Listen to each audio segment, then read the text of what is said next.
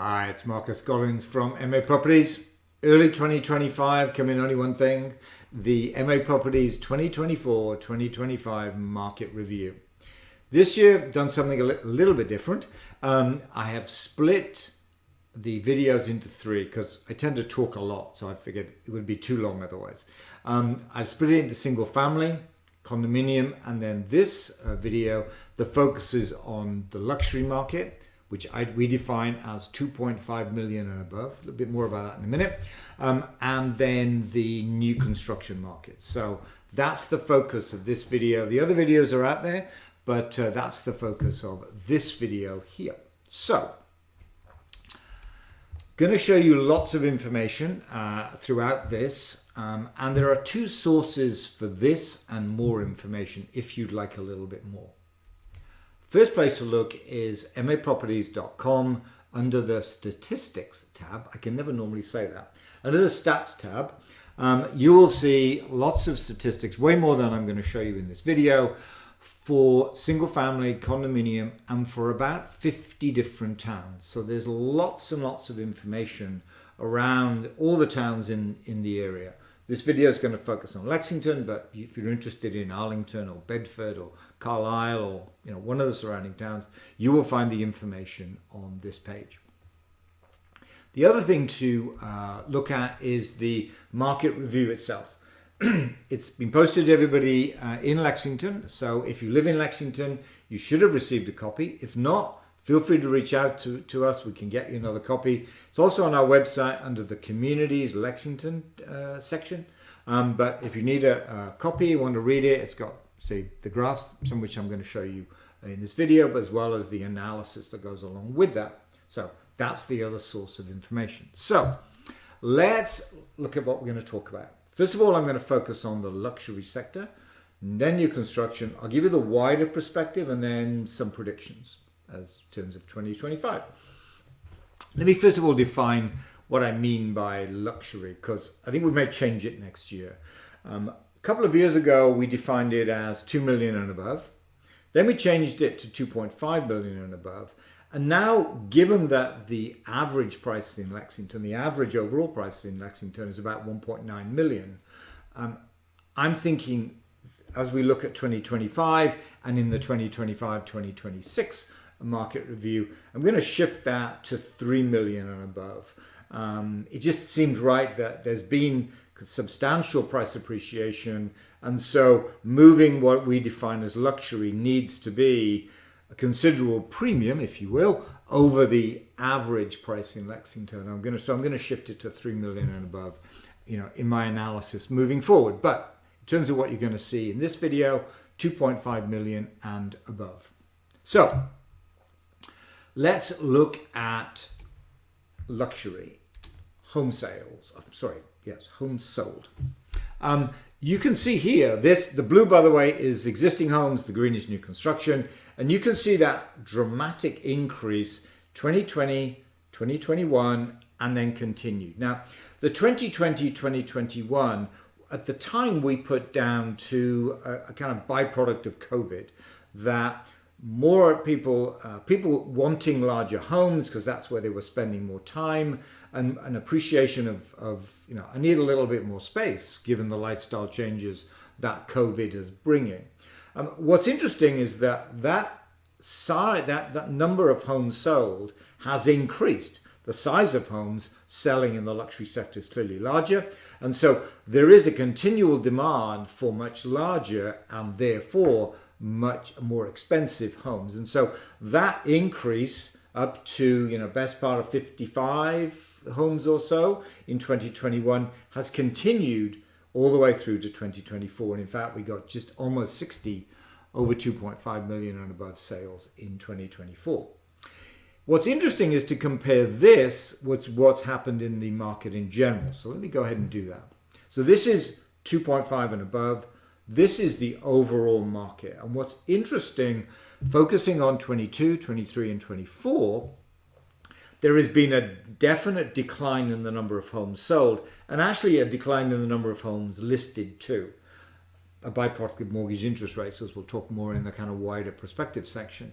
But a definite decrease in the number of homes that are listed and therefore sold overall. But if you excuse me going back, a steady number of homes selling over 2.5 million, which points to a somewhat buoyant sector, more buoyant actually than the overall market here, both in terms of buyers and or sellers. So that's the overall market. You can see that the luxury market beat that substantially, in fact, in terms of the number of homes sold. So that's kind of to some extent, the kind of seller perspective.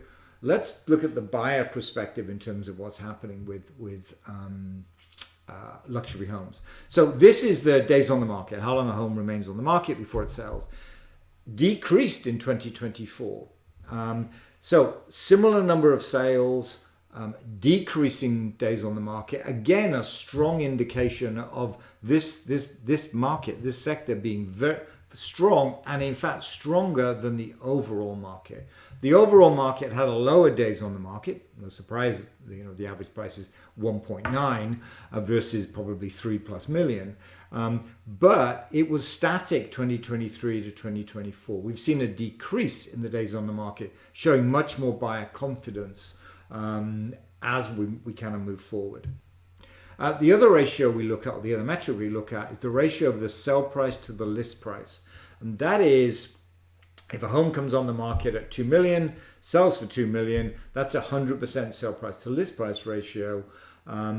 The luxury sector has always been somewhat depressed, except during COVID. But you can see that ratio increased from 95 in 2023 to 97 in 2024. Another indication of a buoyant market. You can't explain this away because there were less listings. There weren't.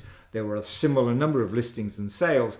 And so that increase in the sell price to list price ratio points to a more buoyant luxury market than the overall market. In terms of the distribution, you can see it here. We don't see much change. I've done it from 21 all the way through to 2024. We don't see much change in the 4 million and above, but we do see a substantial change from 17 to 25 in that 3 to 4 million. So it isn't homes selling at 2.6 million that is causing this kind of change. It actually is the homes more expensive than that in that 3 to 4 million price bracket, which was relatively static 21, 22, 23, but sort of, substantial increase as we come into, or as we look at, 2024. So again, another indication of a buoyant market, not just in the and just luxury, but actually right in the middle of the luxury market, we see that large increase. So that's the luxury. Let's look at the related, because the price of new construction homes today, the average price of new construction homes is about 3 million. So it's related, which is why I kind of joined these two together. The number of new construction homes sold, there's a different story here. Ignoring 21 and prior to that, let's kind of look at 22, 23 and 24. What happened and why you see that kind of bump in 23 and a decline in 24 is this. After COVID, developers built realistically too many homes. 22 saw a lot of unsold homes on the market. And they didn't sell in 23, and so developers have no option but to sell. They can't just stay in the home for another year or two. They have to sell. And so we saw some price discounting in early 23, and so more of those new construction homes sold. Fast forward to 2024, what we're seeing is a lower number of new construction homes sold, developers scaling back the development, therefore less listings, therefore less sold. But actually, as you'll see in a moment, at a slightly higher price, although there is still some discounting. So that's what's going on with that low number in 2022, because there was overbuild, discounting in 23. That's where more sold, and then we're getting back to what looks to be a kind of realistic number here in terms of around about 40 new construction sales a year in that 2024 timeframe. Days on the market relatively high, a little bit false here because often developers will put their home on the market before it's ready, and in many cases, not all, but in many cases, buyers can't visualize the house until they actually see it. And there's some rationale to that clearly too. So we expect a higher days on the market than we would with the market in general, and also even for the luxury market, and that's why that number's high. So roughly the same as we saw last year, around about 90 days. In terms of the sale price to list price ratio, 94% last year, 94% this year, for slightly different reasons here. 23's low sale price to list price ratio was caused by overbuild in 22, and so developers being forced to discount just to essentially get rid of the homes. The low number in 2024, less about that, more about high carrying costs for the developers, and so they're looking to sell those homes quickly because of the high carrying costs, and are willing to discount in order to sell them relatively quickly, as you saw in the days on market, still around about 90 days last year and this year. But the idea here is discount to sell them as quickly as we can. And that's why you see that low ratio in terms of new construction. For comparison, the single family market in general is at about 102%, as is the condominium market.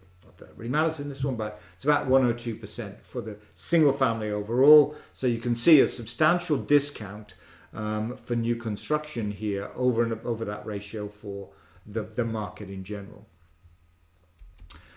In terms of that distribution, not that much change except in those lower price points. Unsurprisingly, this I should say here that new construction, I haven't just gone for 2.5 and above. I've kind of kept it so that it's kind of all new construction. And you can see the 2 to 2.5 million was at 20, the 2 to 2.5 million dropped down to 6. So developers not building at those lower price points anymore, pushing the price point a little bit higher, and that's why you see that kind of shift in distribution from 2 to 2.5 million, somewhat dramatic reduction in fact. That's what you see going on there. Lower numbers overall, of course, because we saw less new construction sales in 24 than 23, but that's the kind of the big shift that we're seeing. Now, in terms of prices, here's a blue line there is new construction prices. The orange bar is the number of off-market teardown sales, and the red line there is the number of off-market teardown, or is the average off-market teardown price.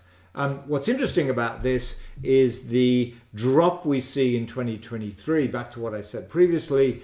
This was an oversupply, too many homes built in 22, sure was a high price, I need to get rid of them. And so we saw a net reduction in that price in 2023. Now fast forward to 2024, change in distribution to more expensive homes, still selling at about 94% of list price, but that's dragged the average back up to where we were, give or take, in 2022. In terms of the teardown price, it hasn't really changed, even though we've seen a somewhat sharp rise in new construction prices, and teardown price is a function of those, or at least it should be a function of that, but we haven't really seen very much change in terms of the teardown, the average teardown price. So that's the red bar there. So what's kind of driving the market, or driving the data that we just looked at? So no surprise, the dominant, some might argue the only factor going on here, is mortgage interest rates. We can see that rapid rise in 22, 23. And this is what's put the brakes on the overall housing market, not just in Lexington, not just in Massachusetts, but throughout the United States. It's put that damper on the market because many sellers, or many homeowners, I should say, or potential sellers, are locked into a 3% or so mortgage. And now the thought of selling and swapping a 3% mortgage for a 7% mortgage is a real disincentive for homeowners who want to sell, potential sellers, actually putting their home on the market. Less impact here, though, as you can see, on the luxury market. But overall, when I showed you the number of home sales in general, this is this graph playing out, there it is kind of thing. In terms of what we've seen in interest rates moving forward, it's around about 6 to 7%. We've had, some kind of hopes that it was going to start the steady decline, but it's just fluctuated around that 6 to 7.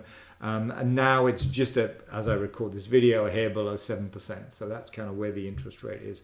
Although, interestingly, having less impact on the high-end buyers than it is on the market in general, and specifically the low-end buyers. Bear in mind that high-end buyers are probably selling a house that has seen substantial price appreciation, and they've got more to put down, if you like. They're unlikely to be an 80-20 buyer. They're more likely to be a 60-40, 50-50 or so on. And so that's why you see strength in the luxury market, less so than you do in the market in general. So new construction is really a function of how many homes were built and so on. So that's kind of what's happening. So it kind of begs the question, what are we going to see moving forward? And we were looking at two scenarios, really.